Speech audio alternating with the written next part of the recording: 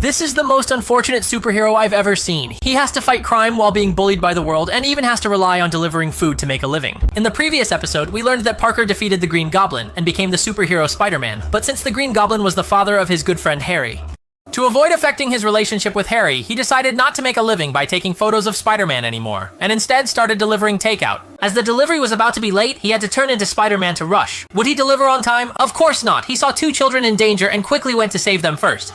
After saving them, he gave the kids a quick lesson, which took up more time. Unexpectedly, he was caught by a broom when entering, delaying him further. For those familiar with Marvel, this part isn't meant to show him as clumsy.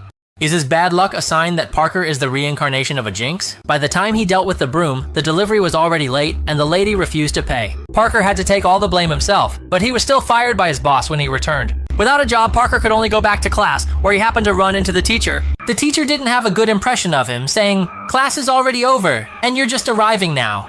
When he got home, he saw the mortgage notice for the house. It turned out that after his uncle passed away, the family had no source of income, and life was getting harder by the day. However, since it was Parker's birthday, Aunt May still gave him the last $20 she had, wishing him a happy birthday. Seeing this, it reminded me of the saying, parents' hearts are always full of compassion.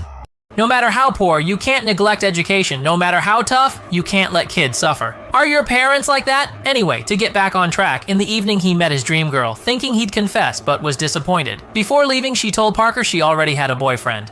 Maybe they'll get married in a while. Parker was really anxious at that moment and promised to watch her performance the next evening. The goddess left happily after hearing this. The next day, Parker wanted to buy a bouquet of flowers for her, but unfortunately, he only had enough money for 1 flower. Then he rode his little scooter to the performance hall. Will he make it on time for the appointment this time? Nope.